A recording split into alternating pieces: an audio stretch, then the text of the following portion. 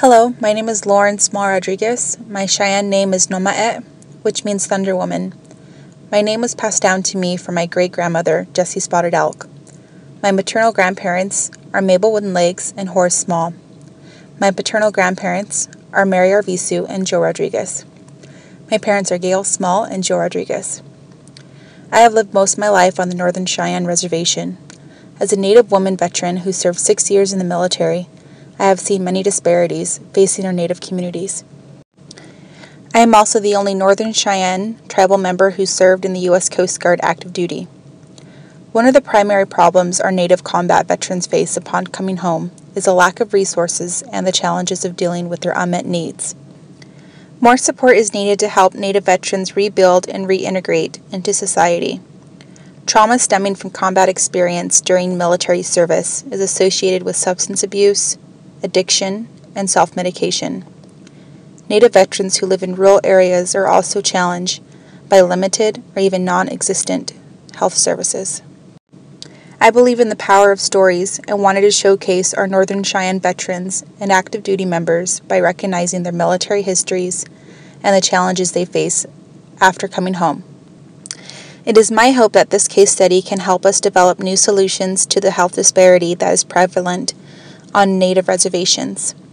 I interviewed Charles Burcombs-Out, First Lieutenant Micah Highwalking, Specialist 19th Delta Company Cavalry Scout Josh Peppers, and Sergeant Keith Brady Fox. For the past 10 years, Charles Burcombs-Out has been a veteran liaison for the Northern Cheyenne tribe. Charles mainly works with older veterans from the past wars of World War II, Korea, Vietnam, and Gulf War, trying to help them overcome alcohol and drug addiction. Mr. Burcombs-Out also organizes ceremonial events for combat service members coming home from deployment. Our tribe has what is called a calling of the spirit back ceremony. As part of the ceremony, one of our traditional ceremonial people blesses the individual and calls the service member's spirit back from war. It is believed that one spirit may have been left there and it may be wandering.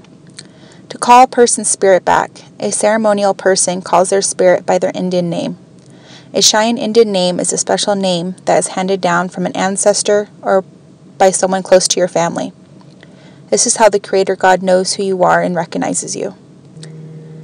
This ceremony helps veterans by sending their spirit back to its body. Rejoining a spirit to his or her body after a traumatic event ceremonially regrounds a person's spirit, mind, and soul.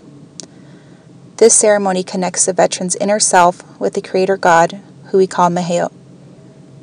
Cheyenne honor songs and flag songs pay tribute to the brave deeds veterans performed and can provide a second Indian name. This naming ceremony recognizes the sacrifices that the veteran has made to protect their people.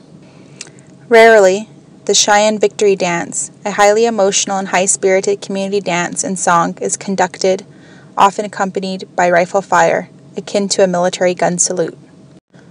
Specialist 19th Delta Company Cavalry Scout Josh Peppers served from November 2011 until March 2014. As a Cavalry Scout, his job was to perform long-range mission work, which included aerial assault and aerial infiltration into Afghanistan villages to take down high-value targets or leaders of the Taliban militant groups. Josh was severely wounded from a homemade explosive device buried underground in Afghanistan. Josh had been nearly ready to come home before he got called out on his last final mission. Upon Josh's return to the Northern Cheyenne Reservation, he was honored with a parade of tribal members. Josh's Cheyenne name is Yellow Bear, given by his friend and ceremonial leader, John Yellow Bear. Now that Josh Peppers is back home on the reservation, his new mission is to increase the support for modern-era veterans. He wants to see a vet center be built and operated on the reservation, a place where he can find the support of veterans his age. He also wants the younger generation of veterans to receive the full benefits they are entitled to. First Lieutenant Micah Highwalking is the first member of the Northern Cheyenne tribe to graduate from the West Point Military Academy and become a commissioned officer. Her Cheyenne Indian name is Medicine Dancer Woman, a name passed down to her from Zetha Wooden Legs. Micah is part of the sub-branch Law and Order and trains military law enforcement teams. She worked and lived with Special Forces and Navy SEALs to support local Native women in Afghanistan villages. Her objective was to protect the Army midwives who assisted village women who went into labor and needed help delivering their babies. Once Micah returned home from deployment, she was greeted with a Cheyenne honor song, a tribal feast, a cleansing ceremony, and an earth paint ceremony for her protection as a young woman warrior. Micah Highwalking hopes to see a support group established for young warriors coming home from deployment, which will encourage and instruct them in traditional ways.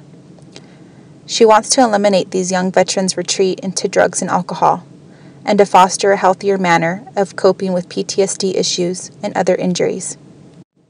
Micah says, Cheyenne men are known for being warriors throughout our history, and we need to let them know of their high honor and to help them deal with traumatic issues in the traditional ways that we have done for many years. Sergeant Keith Brady Fox has been in the Army for 7 years. His job is now an intel analyst. He was also an Army mechanic for 6 years.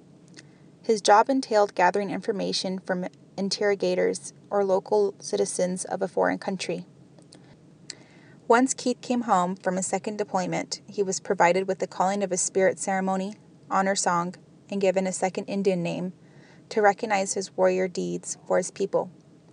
His second Indian name means charging eagle in Cheyenne. The name was given to him by his grandfather and traditional chief, Leroy Pine. His first Indian name was given to him by his other grandfather, Clyde Brady, at 2 years old. It means whistling rock, and it comes from the Hidatsa tribe, from whom he is also descended. Keith, Josh, and Micah all have served as modern-day warriors protecting our country. Each wants to see a modern-day vet center support group on a reservation.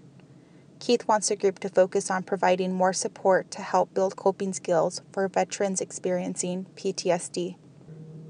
He has known of young veterans who receive little help without much success, and is committed to help find ways to provide better methods and resources to help veterans cope from traumatic experiences. In this movie, I will also share photos of young veterans that I know of, along with their Cheyenne name. They represent the Northern Cheyenne people and are warriors of my tribe. Native communities such as the Northern Cheyenne need support in providing our warriors what they deserve and need. Little of the Veteran Administration's resources have reached the young veteran population on Indian reservations.